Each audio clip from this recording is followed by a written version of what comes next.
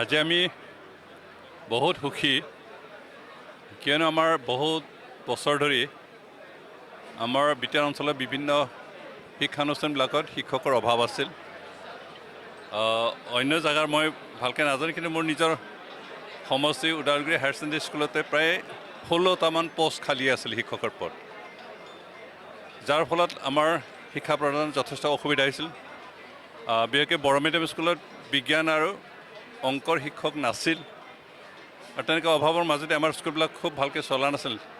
আৰু এইখিনি সমস্যাখিনি উপলব্ধি কৰিয়েই আমাৰ বিটিআৰ চৰকাৰে কেনেকৈ নিখুঁতভাৱে ভাল শিক্ষক নিযুক্তি দিব পৰা যায় তাৰ কাৰণে প্ৰচেষ্টা চলাই আছিল। আমাৰ BTC প্ৰধান মাননীয় প্ৰমোদ বড়ো ডাঙৰীয়াৰ সুদক্ষ পৰিচালনাত ছিলেকশ্যন বৰ্ড গঠন কৰা হ'ল, আৰু সেইমতে তেওঁলোকে খুব ভালকৈ ৰিটেন টেষ্ট আৰু ভাইভা তেনেকৈ লৈ আমি ছাবজেক্ট টিচাৰ হিচাপে প্ৰায় কি কয় আমাৰ কিমান 1300 নেকি, নহয় 13 নহয় 700 কিমান শিক্ষক নিযুক্তি নিৰ্বাচিত আজি নিযুক্তি পত্ৰ দিয়া হ'ব।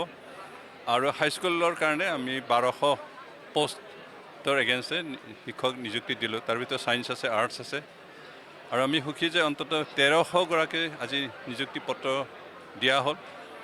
আৰু মোৰ এটা বিশ্বাস যে এই শিক্ষকসকলে নিজৰ দায়িত্ব ঠিকমতে পালন কৰি অন্ততঃ আমাৰ বিদ্যালয়সমূহত যি শিক্ষকৰ অভাৱ আছিল সেইখিনি পূৰণ কৰিব। এতিয়াও আমাৰ বহুত খালী আছে, বহুত পদ পূৰণ কৰিব লগা আছে, তাৰ কাৰণে আমি প্ৰচেষ্টা চলাম। আৰু আমাৰ বিশেষকৈ ME স্কুল আৰু LP স্কুলৰ এপইণ্টমেণ্ট আৰু হ'ব। আমাৰ ME স্কুলতো বহুত পদ খালী আছে, সেইখিনিৰ কাৰণে ইণ্টাৰভিউ লোৱা হ'ল। আমি পৰ্যায়ক্ৰমে এই মাহৰ ভিতৰতেই হয়তো ME স্কুল আৰু LP স্কুলৰ টিচাৰৰ এপইণ্টমেণ্ট দিয়া হ'ব।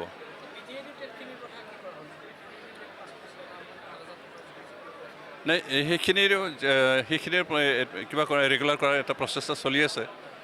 ইতিমধ্যে কিছুমান পোষ্ট ৰেগুলাৰ কৰা হ'ল আৰু বহুত বাকী আছে, সেইখিনি আমি ৰেগুলাৰ কৰিম। আমি বিচাৰোঁ যে অন্ততঃ আমাৰ স্কুলসমূহত শিক্ষকৰ পদ যাতে খালী নাথাকে, আৰু আমাৰ ছাত্ৰ ছাত্ৰীসকলে আমাৰ নৱপ্ৰজন্মই যাতে উপযুক্ত শিক্ষা লাভ কৰে কোনো ক্ষতি নোহোৱাকৈ, সেই ব্যৱস্থাখিনি আমি বিটিআৰ চৰকাৰ হিচাপে প্ৰচেষ্টা চলাই আছোঁ। যিহেতু আমি বিচাৰোঁ যে বিটিআৰ অঞ্চলত শিক্ষাৰ মানদণ্ড বহুত পিছ পৰি আছিলে, এইটো উন্নত হওক। আৰু সেইকাৰণে আমি যোৱা 4টা বছৰে মাননীয় প্ৰমোদ বড়োৰ নেতৃত্বত যি চৰকাৰ, সেই চৰকাৰে আমাৰ শিক্ষাৰ ক্ষেত্ৰত সংস্কাৰ আনিবৰ কাৰণে, শিক্ষাৰ ক্ষেত্ৰত নতুনত্ব আনিবৰ কাৰণে, আৰু শিক্ষকৰ অভাৱ যিটো নাইকিয়া কৰিবৰ কাৰণে আমি কাম কৰি আছোঁ।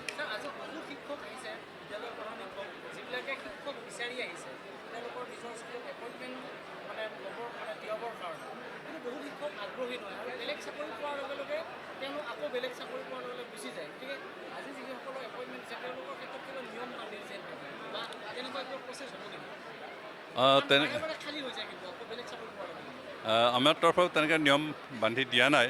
আমি আশা কৰোঁ যে অন্ততঃ আজি যিসকলে এপইণ্টমেণ্ট পাইছে তেওঁলোকে নিজৰ দায়িত্ব ঠিকমতে পালন কৰিব, কাৰণ মানুহ সদায় বেটাৰ পজিশ্যন বিচাৰে। সেইকাৰণে আজি যিসকল শিক্ষক হিচাপে এপইণ্টমেণ্ট পাইছে তেওঁলোকে কাইলৈ বেলেগ বিভাগত যদি ইয়াতকৈ বেটাৰ চান্স পায়, বেছি দৰমহা পোৱা, বেছি পদ মৰ্যাদা থকা, তেনেকৈ পালে তেওঁলোকে গুচি যাব। তাৰ হকা বাধা দিয়াৰ অধিকাৰ আমাৰ কাৰো নাই। সেইকাৰণে কিন্তু আমি বিচাৰোঁ যে যিসকল আজি এপইণ্টমেণ্ট আছে তেওঁলোকে নিজৰ নিজৰ পদত থাকি কাম কৰক, সেইটো আমি বিচাৰোঁ।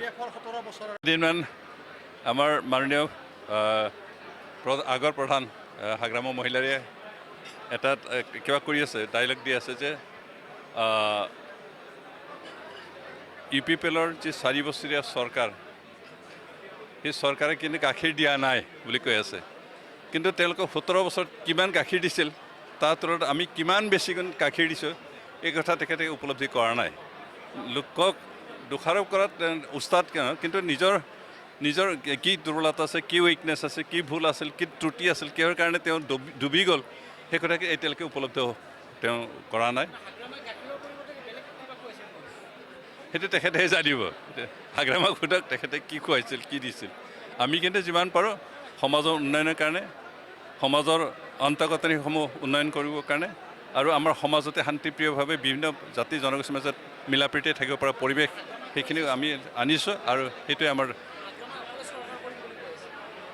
তেখেতেতো 2020 চনৰ জানুৱাৰী মাহৰ পৰা কৈ আছে হাগ্ৰামা মহিলাই চৰকাৰ আহিব, UPPL চৰকাৰ উফৰি যাব বুলি কৈ আছে, এতিয়াও কৈ আছে যে অহা নিৰ্বাচনৰ পিছত হাগ্ৰামা মহিলাই চৰকাৰ গঠন হ'ব। কিন্তু এতিয়া তেওঁৰ গ্ৰুপৰ মানুহ দিনে দিনে ওলাই গৈ আছে, হাগ্ৰামাৰ পৰা আঁতৰি গৈ কিছুমানে BJP যোগদান দিছে, কিছুমান UPPL যোগদান দিছে, আৰু তেওঁৰ কৰ্মী নাই, তেওঁৰ যিবিলাক সোঁহাত বাওঁহাতে কাম কৰা আছিল তেওঁলোক আঁতৰি গ'ল, আৰু তেওঁ কাক লৈ চৰকাৰ গঠন কৰা সপোন দেখিছে তেওঁহে জানে।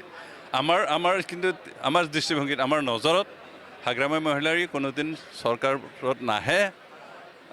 তেওঁৰ চৰকাৰ গঠন কৰাৰ যি এটা সপোন, সেইটো দিবা স্বপ্ন হয়, যি জাগ্ৰত থকা দেখা সপোন, এই সপোনটো কেতিয়াও বাস্তৱ ৰূপায়িত নহয়। না গোপন হৈছে নে খোলা খুলি হৈছে আমি নাজানো, এইটো বৈঠক হ'বও পাৰে, নাই হোৱা বুলি নকওঁ বা হৈছে বুলিও নকওঁ, কাৰণ আমি দেখা নাই, কিন্তু প্ৰচাৰবিলাক তেনেকৈ হৈ আছে। কিন্তু আমি আশাবাদী, আমি বিশ্বাস কৰোঁ যে হাগ্ৰামা মহিলাৰ কোনোদিন চৰকাৰত নাহে।